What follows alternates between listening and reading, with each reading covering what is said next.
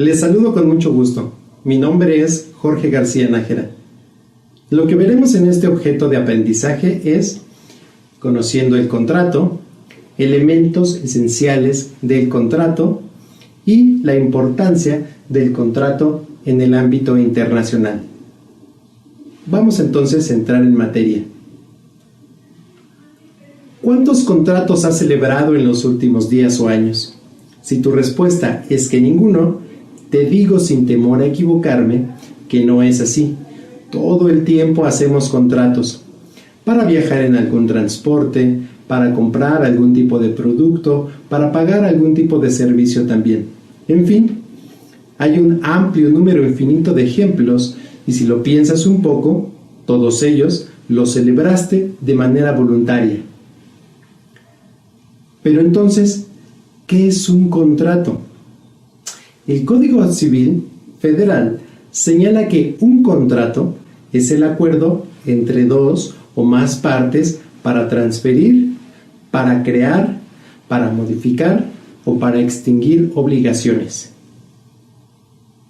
Cuando hablamos de contratos internacionales, hablamos también de partes que se localizan en países distintos, con diferentes legislaciones o distintas costumbres comerciales, que hacen todavía más compleja la celebración de un contrato. ¿Te imaginas? Si cuando tienes el mismo idioma y un código cultural semejante, es complicado lograr acuerdos, hacerlos en un idioma y una cultura distinta a la tuya, el nivel de complejidad todavía es mucho más retador. Es aquí en donde las habilidades de comunicación y de negociación serán una parte nodal para celebrar este tipo de acuerdos, que finalmente son los que se reflejan en un contrato. Instrumento jurídico que bien elaborado te evitará futuros problemas. Y aquí quiero compartirte algunos detalles que seguramente serán de utilidad al momento de celebrarlo. Para empezar, debo subrayar que no hay necesariamente un modelo único de contrato internacional. Dependerá todo el tiempo de la autonomía de las partes, es decir, de cómo éstas deciden diseñar su propio formato de contrato, a pesar que puedes encontrar algunos modelos ya establecidos, pero todo el tiempo será la voluntad de las partes. La plena identificación de las partes. Será fundamental que los firmantes se identifiquen plenamente.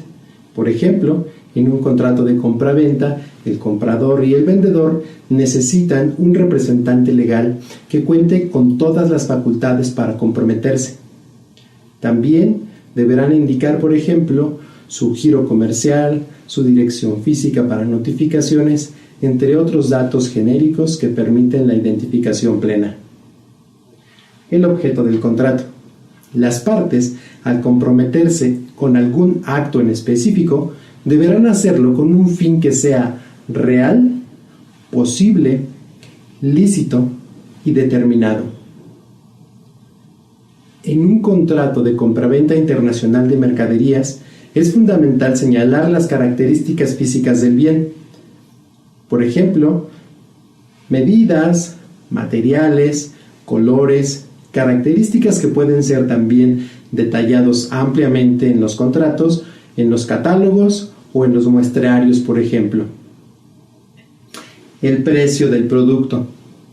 Lo recomendable es especificar el precio unitario y consolidado también. Esto ayudará para futuras aclaraciones y modificaciones que se le puedan realizar al contrato. La forma de pago, que, aunque bien sabes que la carta de crédito pudiera ser la más común, las partes decidirán la mejor forma para cada caso. Pero es fundamental dejarlo muy claro. Será también necesario señalar un Incoterm junto con la transferencia de la propiedad del bien. Deberá especificarse si ésta tiene algún tipo de compromiso con terceras personas, que puede ser, por ejemplo, derechos de propiedad intelectual o también industrial. El contrato podrá celebrarse en uno o más idiomas, Debe dejarse claro cuál de ellos predominará al momento de atenderse una resolución de controversias que pudiera ser mediante un arbitraje. Y es justamente sobre las controversias que quiero hablarles en la siguiente parte. Por favor, acompáñenme.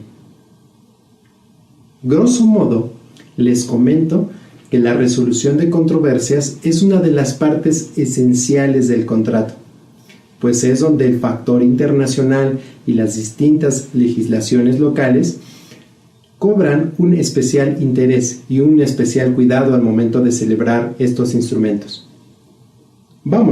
Veamos cómo atenderlo de manera adecuada.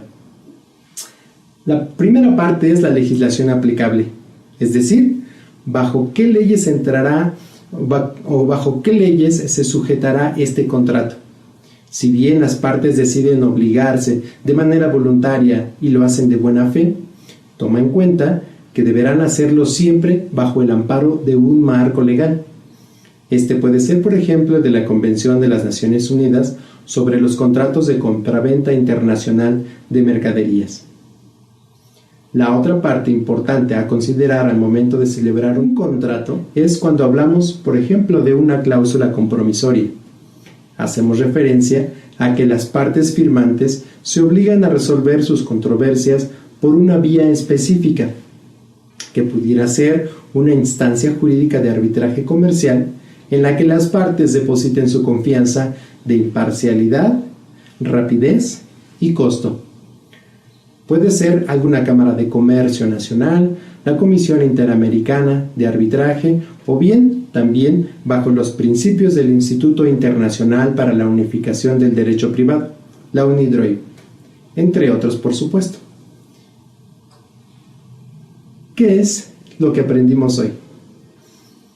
El contrato es un instrumento jurídico que obliga a las partes a cumplir con acuerdos previamente avalados de manera voluntaria.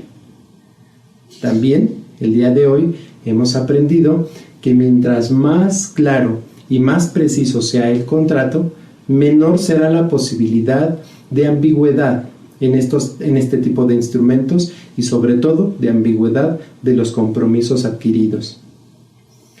Finalmente, prever una resolución de controversias en los contratos internacionales será fundamental para las partes y así poder evitar alguna confusión al momento de redactarlos.